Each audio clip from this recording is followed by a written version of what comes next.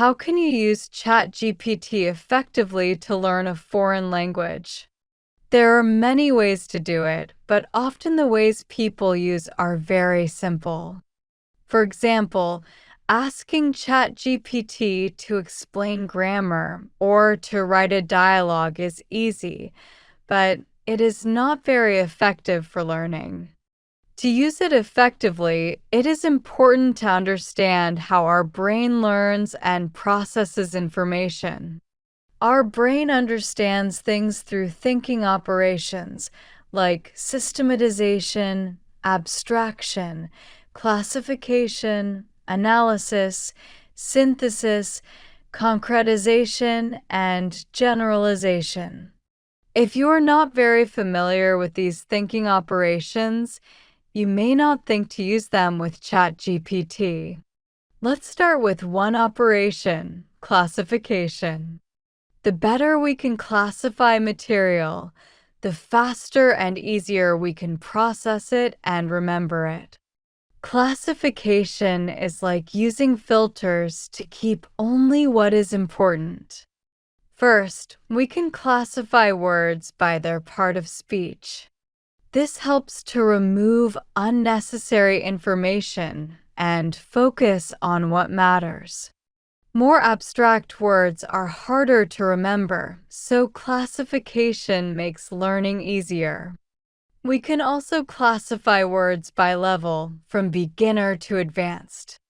Another way is by life situations, for example, beach, shopping, or travel. When words are connected to a situation, clear pictures appear in your mind, and this helps you remember.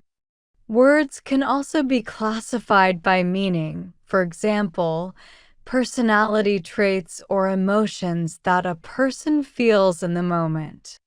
The advantage of ChatGPT is that it can process material through these filters and give you a very convenient selection of words and sentences to work with. For example, you can ask it to write 100 adjectives with example sentences. You can ask for beginner-level adjectives that show emotions and put them in sentences about a supermarket. What will this do? You will get a list of words, but not just as a list. Each word is in context, showing who feels what and why. Abstract words are hard to remember on their own, but in a story or situation, your brain creates pictures and remembering becomes much easier. You will also only learn useful words and not waste time on rare or unnecessary vocabulary. You can also classify grammar with ChatGPT. For example, verbs can be classified as action or state, regular or irregular, auxiliary, modal or semi-modal, phrasal verbs, and their non-phrasal equivalents. You can also focus on just one tense or one structure.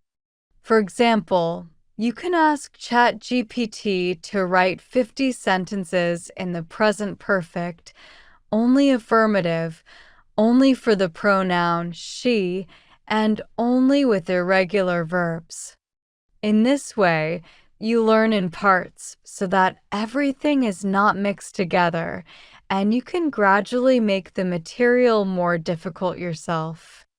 There is no need to wait for teachers or course designers to create perfect materials for you. You have ChatGPT and your own brain. When you classify and structure material in a way that matches how your brain learns, you can learn faster and more effectively. You can create clear, focused exercises, see connections between words and situations, and gradually build strong memory for grammar and vocabulary. This is how you can use ChatGPT not just as a helper to explain, but as a powerful tool to process, classify, and remember language in a way that really works.